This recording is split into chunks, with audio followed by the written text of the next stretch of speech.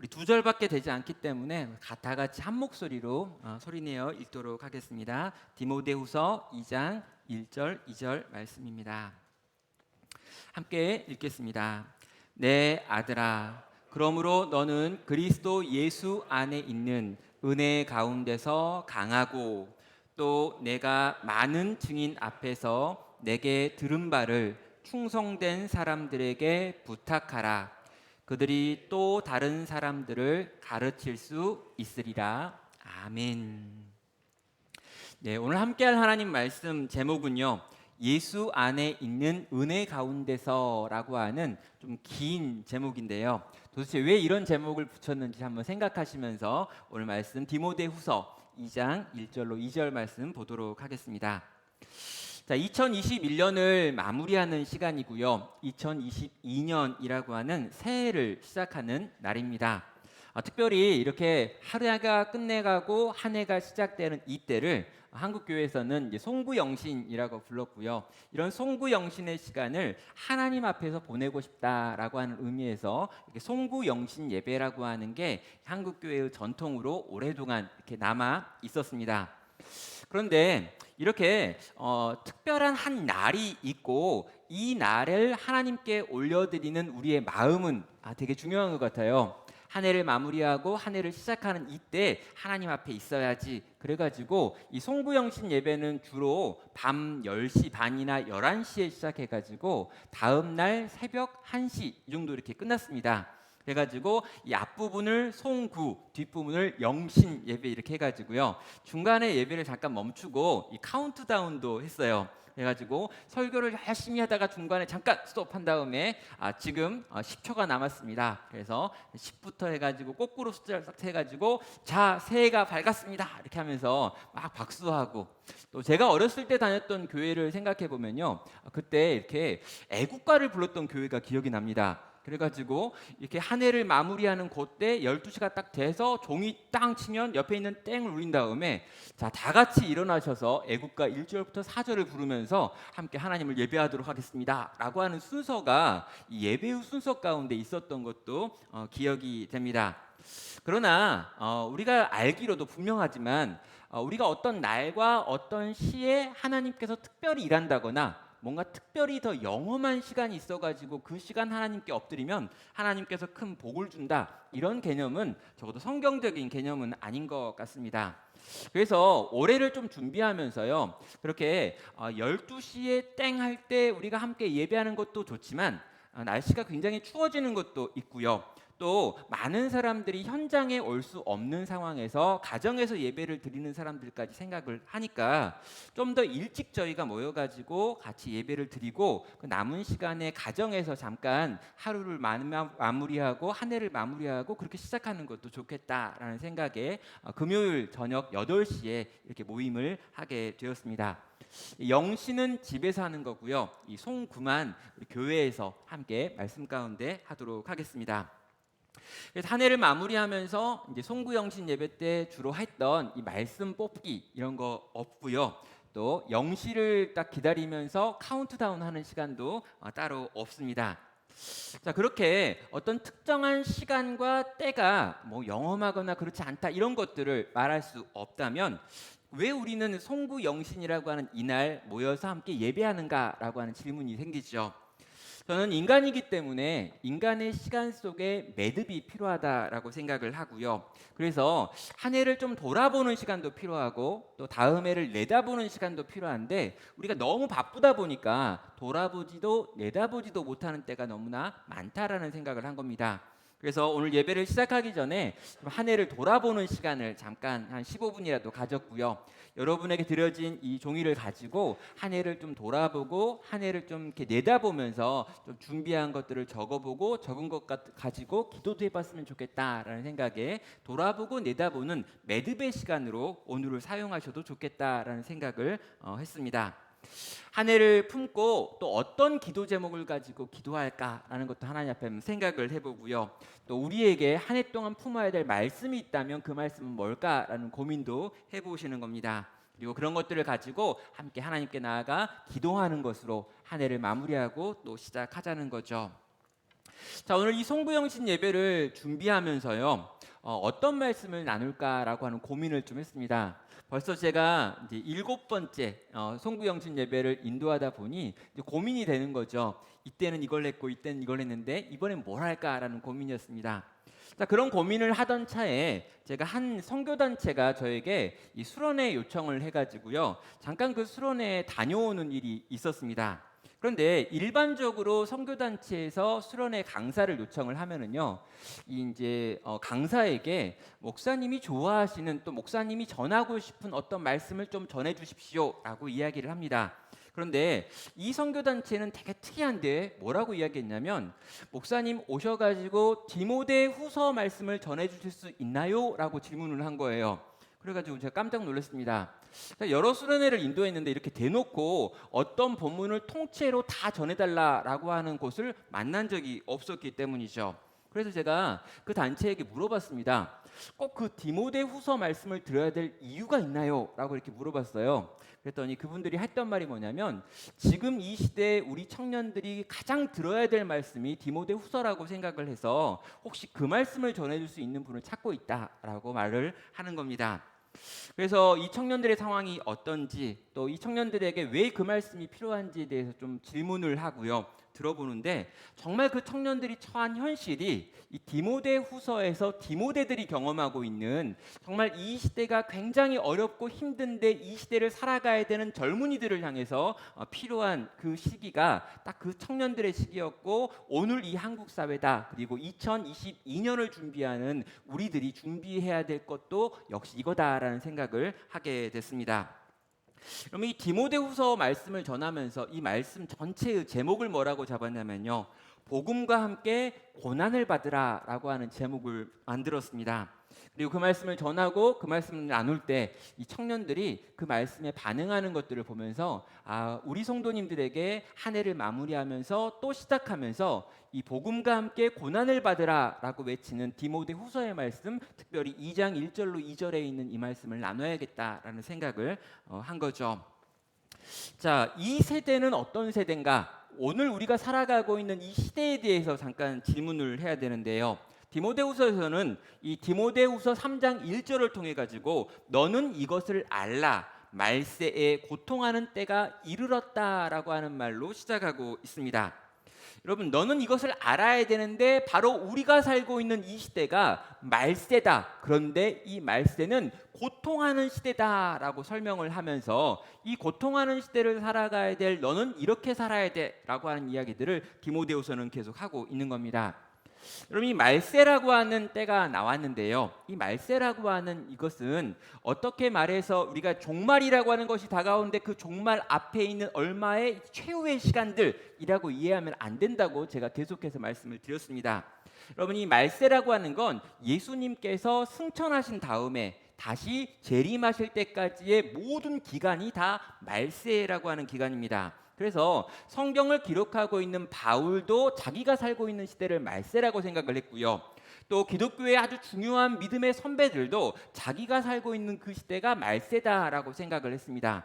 그리고 예수님이 승천하신 다음에 2000여 년의 시간이 지난 지금 우리들은요, 오늘 우리가 살고 있는 이 시대를 말세라고 부른다는 거죠.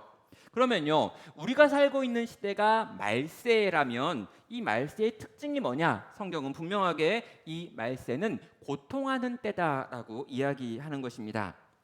자, 이 말세가 왜 고통하는 때인가라고 물어보면은요, 디모데후서 3장 2절에서는요, 사람들이 자기를 사랑하며 돈을 사랑하며 자랑하며 교만하며 비방하며 부모를 거역하며 감사하지 아니하며 거룩하지 아니하며라고 말합니다.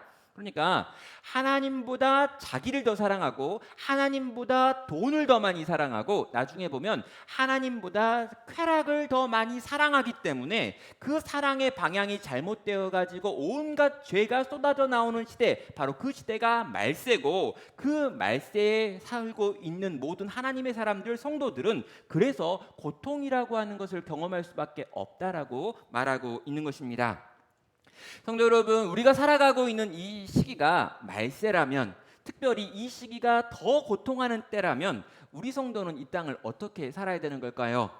자, 2021년이라고 하는 굉장히 고통스러웠던 시간을 우리가 지나왔고 2022년이라고 하는 시간도 그렇게 녹록하지 않을 것 같은 시기가 앞에 놓여 있다면 이 고통하는 때로 불려지는 이 말세의 시기를 하나님의 백성인 성도는 과연 어떻게 또 무엇을 위해 살아야 되는지 한번 생각해 보려는 것입니다.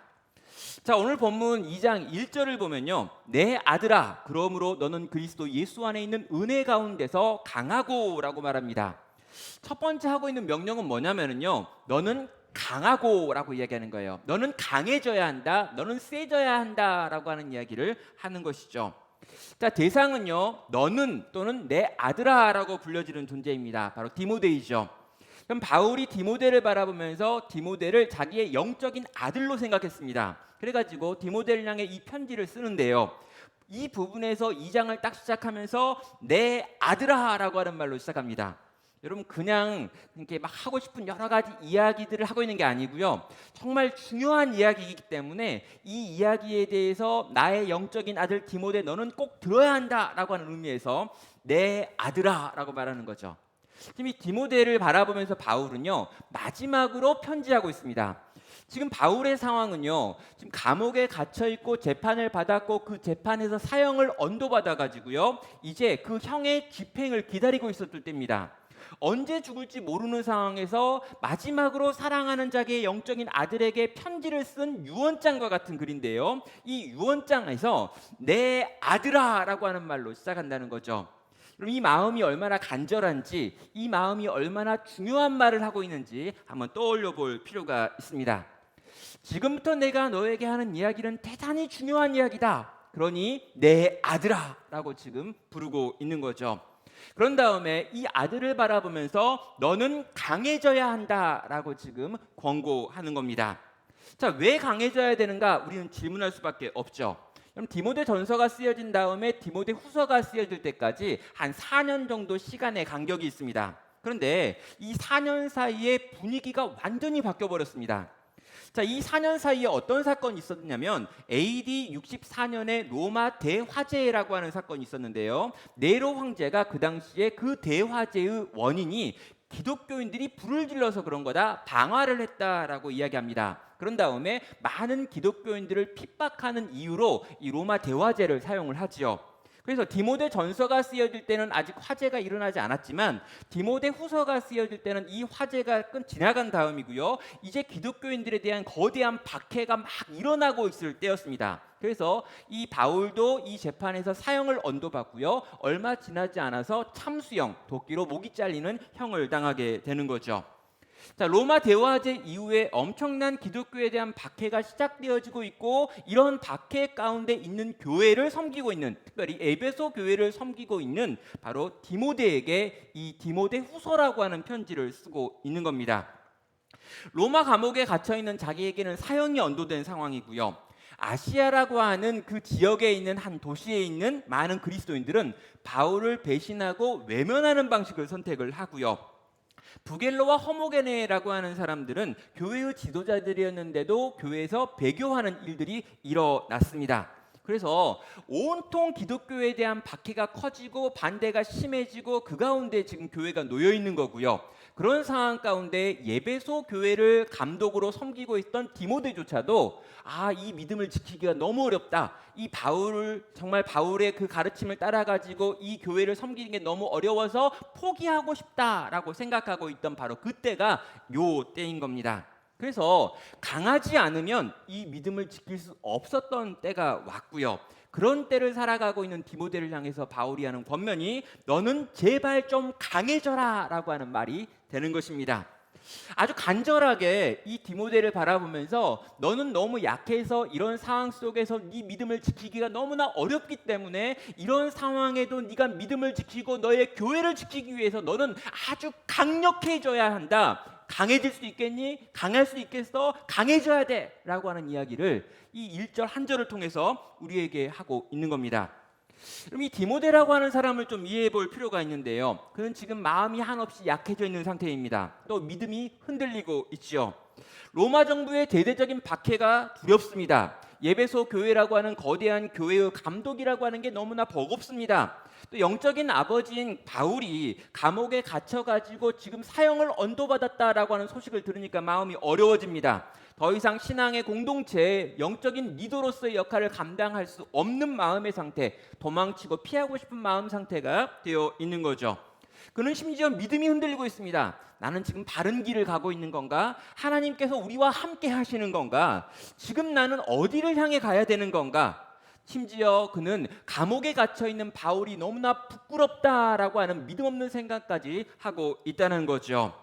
지금 디모데의 상태를 보면은요, 그는 한없이 약해져 있고 한없이 흔들리고 있는 상태여가지고 도무지 특별한 계기가 없다면 이 거대한 핍박 속에서 예배소 교회를 섬기고 또 돌볼 수 있는 영적인 리더의 역할을 할 수 없는 상황에까지 떨어져 있던 것입니다.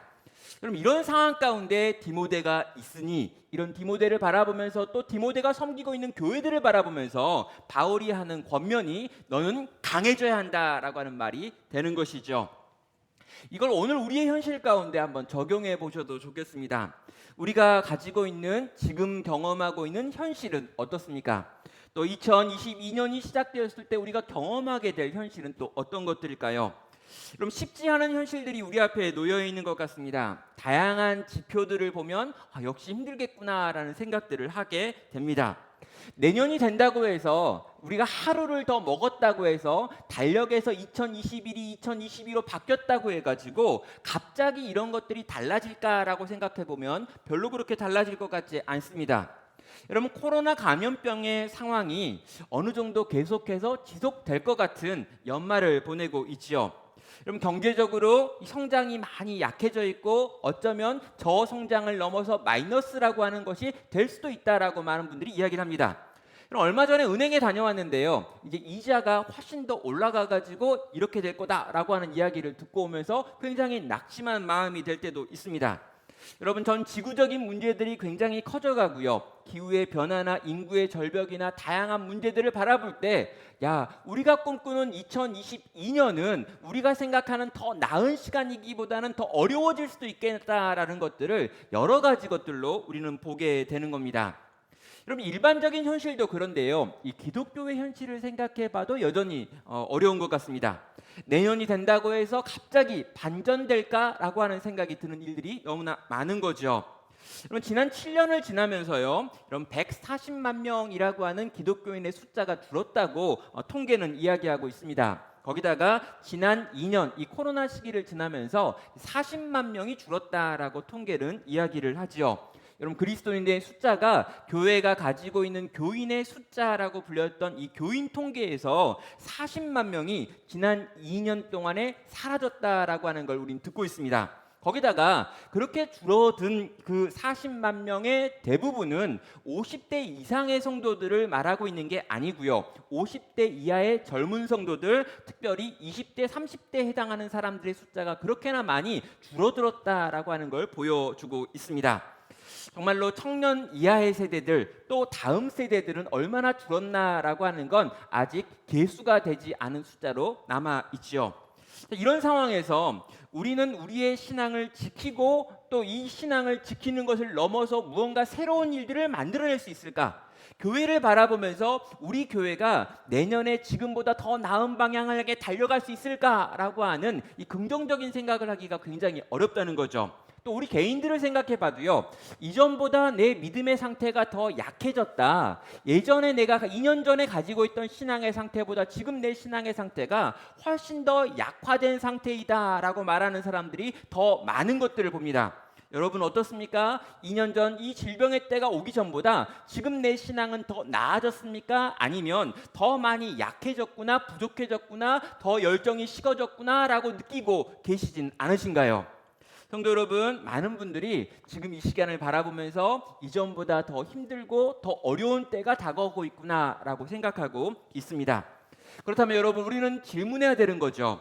상황이 어렵기 때문에, 이 현실이 막막하고 답답하기 때문에 우리는 그리스도 안에서 성도다운 삶을 사는 것에 대하여 포기하고 뒤로 물러나고 좌절해야 하는가? 그리고 아무것도 할 수 없다라고 낙심하면서 2022년을 아무런 소망 없이 시작해야 되는가라고 질문해야 하는 것입니다. 그럴 수 없지요. 여러분, 그럴 수 없다면 우리는 어떻게 될까요? 세상이 이렇게나 강력하게 우리를 집어삼키려고 하고 우리가 지금 이렇게 약하다면 약해 있는 우리들을 향해서 우리 주님은 뭐라고 하실까요? 우리 주님은 우리를 향해서 강해져라, 너는 강해져야 한다라고 말씀하고 계신다는 것입니다. 성도 여러분, 우리에게 주님이 강해지라고 이야기한다면요, 강해지라고 말씀하실 뿐만 아니라 어떻게 하면 강해진다라고 하는 강해짐의 비결조차 알려주시겠죠. 뭐라고 알려주고 계실까요? 2장 1절은 이렇게 말합니다. 내 아들아, 그러므로 너는 그리스도 예수 안에 있는 은혜 가운데서 강하고 라고 말합니다. 내 아들아, 너는 강해져야 한다라고 말하는데, 이 강해지기 위하여 필요한 걸 뭐라고 말하냐면 너는 그리스도 예수 안에 있는 은혜 가운데서 강하라 라고 말한다는 거죠.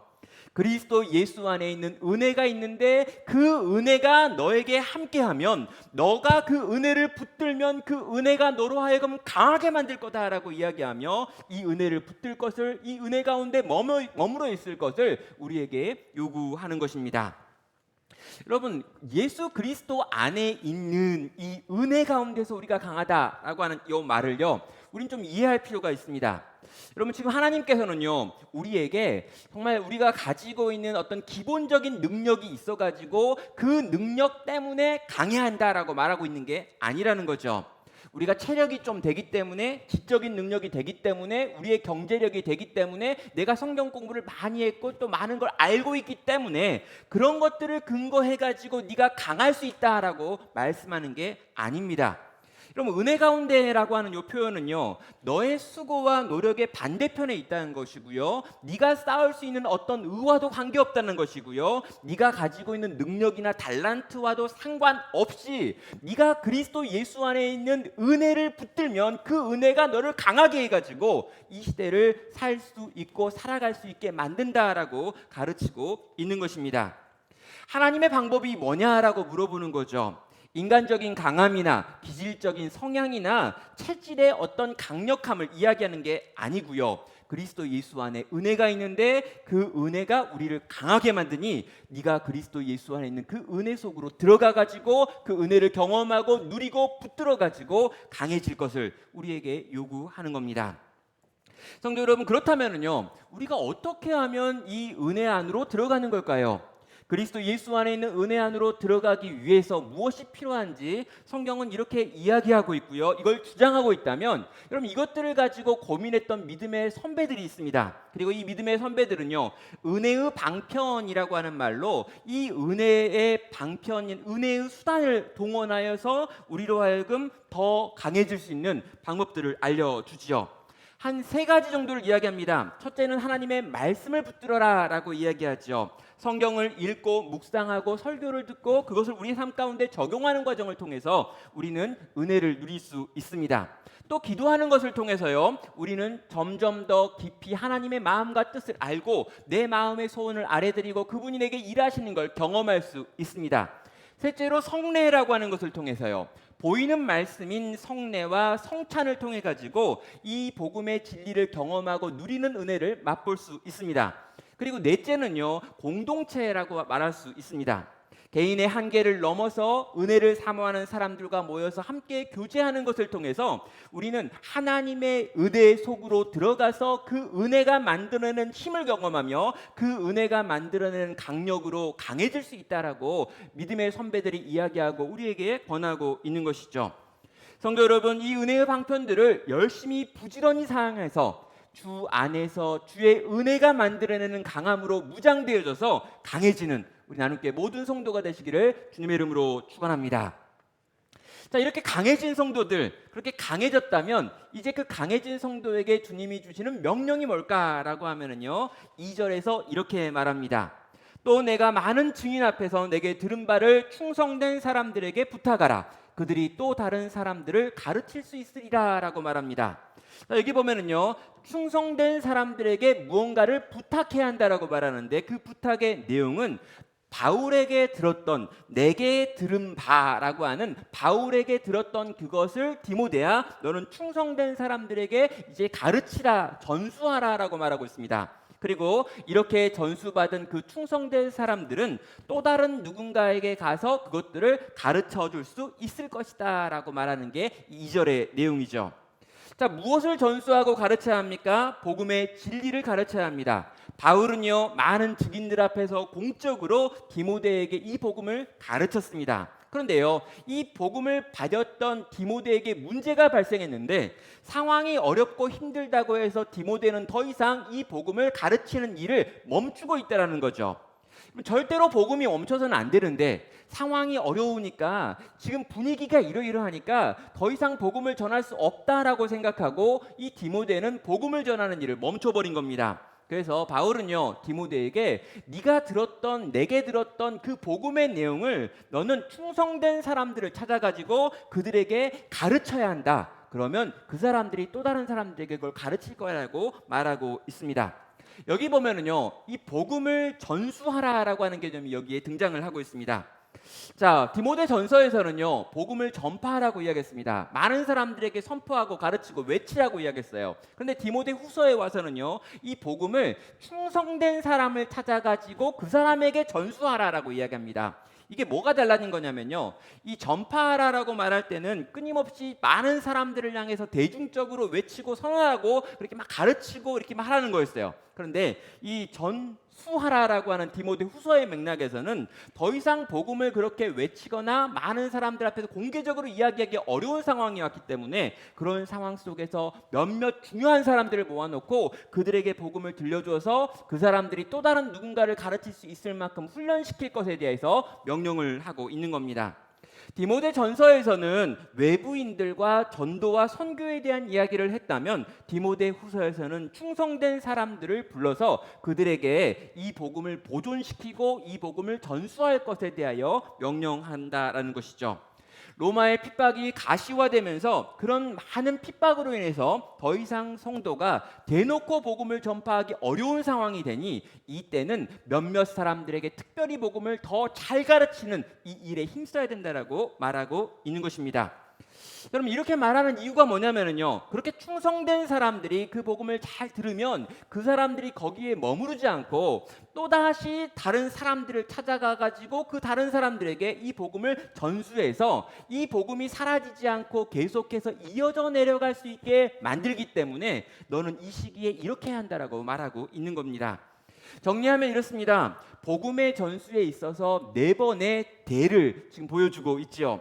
바울이 있습니다. 이 바울이 복음을 디모데에게 전했습니다. 그랬더니 이 디모데가 충성된 자들에게 복음을 전해야 합니다. 그러면 이 충성된 자들은 또 다른 자들에게 복음을 전하게 되는 거죠. 한 사람이 복음을 전했는데 그 복음이 계속해서 이어달리기 하고 있는 모습을 이 2절은 우리에게 보여주고 있습니다. 복음은 어떠한 경우에도 반드시 전수되어야 한다라고 하는 것을 지금 보여주고 있는 거죠.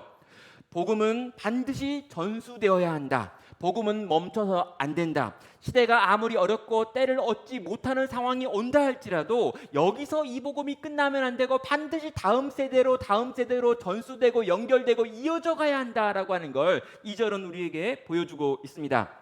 여러분, 기독교의 현재 상황을 생각해 보면요, 이 전파와 이 전도가 대단히 어려워졌다라고 많은 분들이 이야기를 합니다. 여러분, 선교도 굉장히 어려워지고 이 복음을 알지 못하는 불신자들에게 찾아가 가지고 복음을 전해 가지고 그가 신자가 되어지는 이 과정이 훨씬 더 어려워진 시간이 됐어요. 그렇다면 여러분, 우리는 또 하나 물어봐야 되죠. 전파와 전도와 선교가 어렵다면 전수는 잘 되고 있느냐라고 한번 질문해 봐야 합니다. 여러분, 신앙의 세대 차이가 너무 심각하게 일어나고 있습니다. 여러분, 교회 안에서 다양한 충돌이 일어나는데 이 충돌이 이 50세를 경계로 해가지고 윗세대와 아랫세대가 부딪혀가지고 교회가 많이 깨어지고 나눠지고 있다라는 이야기를 합니다. 그 이전 세대가 가지고 있던 신앙의 색깔과 그 이후 세대가 가지고 있는 신앙의 색깔이 다르다 보니까 교회 안에서 부딪혀가지고 교회가 분란이 일어나는 경우들이 계속해서 한국 교회 안에서 발생을 하는 거죠. 또 여러분, 다음 세대라고 불려지는 30대 그 이하의 세대들이 현격하게 교회를 이탈하고 있는 현상들을 지금 한국 교회는 경험하고 있습니다. 왜냐하면 그 이하 세대들, 30대 이하 세대가 보기에 교회가 너무나 굳어있고 딱딱하고 위선적이고 위에서 하는 말들이 전혀 들리지 않고 우리가 생각하는 말들이 전혀 반영되지 않는다라고 생각하면서 교회는 더 이상 젊은 우리가 있을 만한 그룹이 아니다라고 생각하는 사람들이 많아지고 있기 때문입니다. 여러분, 기독교가 있는데 이 기독교가 전파하고 선교하고 전도하는 건 못한다 할지라도 우리 안에 있는 세대가 세대를 이어받아서 계속해서 이어달리기 해야 됨에도 불구하고 그런 이어달리기조차 어려운 때를 지금 보내고 있다는 것이죠. 성도 여러분, 이 복음이 전수되지 않는다면 어떤 일이 벌어질까요? 이 부모의 신앙이 자녀에게 이어지지 않습니다. 이 부모의 신앙이 자녀에게 이어지지 않고 그 자녀인 손자, 손녀 세대에게는 없어져 버린다는 거죠. 부모가 열심히 신앙생활했고 그 열심히 신앙생활하며 교회를 세우고 한국교회를 만들고 신앙의 전통들을 만들었는데 그런 모든 전통들이 여기서 끊어져 다음 세대에 연결될 수 없어지는 일들을 지금 경험하고 있는 겁니다. 사랑하는 성도 여러분, 이 일이 얼마나 비참한 일일까 한번 생각해 보십시오. 나는 신앙이 있고요, 나는 믿음으로 살았고요, 평생 주 안에서 주님을 경험하고 누리며 살았는데 내 믿음이 내 자녀 세대에게 연결되지 못했습니다. 그리고 이 믿음이 손자 손녀들에게 전혀 영향을 미치지 못했습니다. 그래서 나는 이렇게 살다가 이렇게 죽어 천국에 가지만 내 다음에 대해서는 아무것도 자진하거나 아무것도 하나님 앞에 내어놓을 게 없는 그런 상태가 되어지는 일들을 교회들이 지금 경험하고 있다는 거죠. 그럼 거부할 수 없는 주님의 명령이 무엇이었냐면 충성된 자들을 찾아가지고 그에게 복음을 전수해서 그를 통해 가지고 또 복음이 이어지게 만들어라. 아무리 세상이 힘들어도 아무리 복음 전하기 어려운 때가 와도 우리는 그 일을 해야 한다라고 가르치고 있다는 거죠. 사랑하는 성도 여러분, 이 일을 위하여 우리는 다시금 열심을 내야 합니다. 2022년을 시작하면서 정말 주 안에서 우리는 강해져야 합니다. 하나님의 은혜로 말미암아 우리는 강해져 가지고요, 다시 한번 우리의 약해져 있는 모든 것들을 회복시켜야 합니다. 그리고요, 회복된 우리가 그 힘을 가지고 우리와 우리의 다음과 우리의 다다음에 이어질 이 복음을 전수하는 일에 열심을 내고 최선을 다하고 다시 한번 힘을 써야 한다는 것이죠. 우리 개인도 그렇게 해야 되고요, 우리 교회가 2022년에 하고 싶은 가장 중요한 일도 바로 이 신앙을 전수하는 것입니다. 어찌하였건 우리의 믿음의 선배들이 가지고 있는 신앙을 우리 다음 그룹들이 이어받아야 합니다. 그리고요, 이 믿음의 선배들이라고 하는 우리 교회 위에 있는 분들이 이 다음 세대를 어떻게든 품어 안기 위하여 애쓰고 수고하고 눈높이를 낮춰서라도 찾아가야 합니다. 그리고 우리의 어린아이들과 우리의 청소년들과 우리의 청년들을 어떻게든 살려내기 위해 애써야 합니다. 온 교회가 서로가 서로를 살리기 위해 애쓰는 과정 속에서 신앙이 전수되어지는 공동체를 만드는 것, 이게 2022년도에 우리 교회가 생각하는 가장 중요한 일이 되는 것이죠. 왜 그렇습니까? 이건 거부할 수 없는 명령이고요, 그 시대가 어찌하건 간에 반드시 해야 될 우리들의 역할이고 사명이기 때문입니다. 그 다음에 이제 말씀의 결론입니다. 하나님의 뜻이 무엇인지에 대해서는 우리가 방금 정리를 했습니다. 말세는 고통하는 때다고 이야기를 했어요. 그러니 이상하게 여길 필요가 없습니다. 교회가 이렇게 힘들고 신앙생활하는 게 힘들고 우리가 여기서 믿음을 전하고 믿음대로 살고 믿음을 전수하는 것이 참 어렵다라고 느껴지는 것 정상이에요. 우리는 아주 정상적인 시대를 경험하고 있습니다. 이전에 우리가 살았던 그때가 좀 이상한 때였던 거예요. 너무 편했는데 그 이상했어요. 여러분, 지금이 정상이에요. 그리고 이 지금이 정상이 되었는데 이 정상이 된 이 고통의 때, 이 어려움의 때 우린 뭘 해야 합니까? 우리가 여기서 정말 신앙을 가지고 살아가려면 뭐가 필요합니까? 강해져야 합니다. 왜요? 강해지지 않으면 견딜 수 없으니까, 강해지지 않으면 사명대로 살 수 없으니까, 강해지지 않으면 우리는 이 땅에서 믿음을 이어가게 하지 못하니까요. 그래서 우리는요, 이때 강해져야 합니다. 그리스도 예수 안에 있는 은혜 가운데서 우리는 강해져야 한다는 거죠. 강해져서 뭘 합니까? 주의 복음을 전파해야 합니다. 어떻게 해서든지 이 복음을 다음 세대에 이어갈 수 있도록 잘 보존하여 전달하고 그 전달된 복음이 또 이어지게 만드는 그 일에 힘쓰는 우리들이 되어야 하는 것이죠. 근데 여러분, 이 강해지는 것도 쉽지 않고요, 우리가 이걸 가지고 전수시키는 것도 쉽지 않습니다. 여러분 세상이 온통 이런데 이 속에서 내가 신앙으로 견고해져야지 아무리 결단한다고 해도 되지 못합니다. 여러분 이 복음을 전수한다라고 하는 게 말이 쉽지요. 여러분 우리가 우리 자식한테 복음을 전했는데 걔들이 변화되는 걸 본 적이 거의 없잖아요. 그러니까 내 자식도 안 되는데 남의 자식을 어떻게 합니까? 요즘 굉장히 제가 회의가 드는 부분이 그 부분이에요. 아니 남의 자식들을 막 변화시킨다고 이야기하고 꽤 남의 자식들을 많이 변화시켰다고 생각했는데 우리 자식들한테 뭔가 좀 안 되는 것 같은 이 느낌 때문에 굉장히 어려움을 당하고 있습니다. 근데요 그럼에도 불구하고 우리 주님이 우리에게 맡기신 사명이 바로 우리의 다음 세대들에게 이 복음을 전해서 이 복음으로 변화시키는 그 일을 하라고 말씀하시니 우리는 해야죠. 어려운데 약한데 강해져야 합니다. 복음을 전수하기 너무 어려운데 그래도 복음을 전수해야 합니다. 그러려면 여러분 우리가 어디에 기대고 어디를 향하고 어디에 가야 되는 걸까요? 정답은 그리스도 예수 안에 있는 은혜 가운데 우리가 들어가야 하는 것입니다. 2장 1절은 우리에게 이렇게 말합니다. 내 아들아 그러므로 너는 그리스도 예수 안에 있는 은혜 가운데서 강하고. 사랑하는 여러분 그리스도 예수 안에 있는 은혜 가운데에 들어가야지만 우린 강해질 수 있습니다. 그리스도 예수 안에 있는 은혜 가운데로 들어가야지만 우리는 복음을 전파하고 전수할 수 있습니다. 우리를 강하게 하는 것도 우리가 복음을 전할 수 있게 만드는 것도 실제로 그 복음이 전수되어지는 것도 우리 주 예수 그리스도 안으로 우리가 들어가 그분의 은혜를 경험하고 그 은혜가 우리 가운데 있고 그 은혜가 우리를 살리고 그 은혜가 우리를 고치고 그 은혜가 우리를 붙들 때 가능하다는 것입니다. 사랑하는 성도 여러분 2021년을 마무리하는 이 시간에 또 2022년을 시작하는 이 시간에 그리스도 예수 안에 있는 은혜 안으로 나를 초청하여 달라고 제발 주님의 그 큰 은혜를 내게 부어달라고 그 은혜가 내게 넘쳐나게 해달라고 그래서 그 은혜로 말미암아 힘을 얻고 그 은혜로 말미암아 내가 말할 걸 찾고 그 은혜로 말미암아 내가 복음을 전해야 될 다음 세대들의 마음이 부드러워지고 그 은혜의 능력으로 말미암아 복음이 전수되어지는 걸 내가 경험하고 우리 가족이 경험하고 우리 교회가 경험하고 이 땅과 이 민족과 이 무너져가는 한국 교회가 경험하는 일들을 주님 우리에게 허락해달라고 그렇게 우리는 구할 수밖에 없는 것입니다. 사랑하는 성도 여러분 정말 주 안에서 강해지기를 결단하시길 바랍니다. 그리고 정말 어떻게든 내가 주의 복음을 가르치고 전하는 세대에게 복음을 나누는 역할을 하겠노라고 결단하십시오. 그리고 여러분 이 일이 가능하도록 내게 주님이 주시는 은혜가 있기 원합니다. 그 은혜로 내게 함께 해달라고 그 은혜로 나를 지켜주시고 그 은혜로 나를 붙들어주시고 그 은혜로 나를 강하게 해달라고 이 마지막 2021년의 밤에 하나님께 구하고 그 은혜를 경험하고 누리는 복된 우리 나눔교회 모든 성도 되시기를 주님의 이름으로 축원합니다.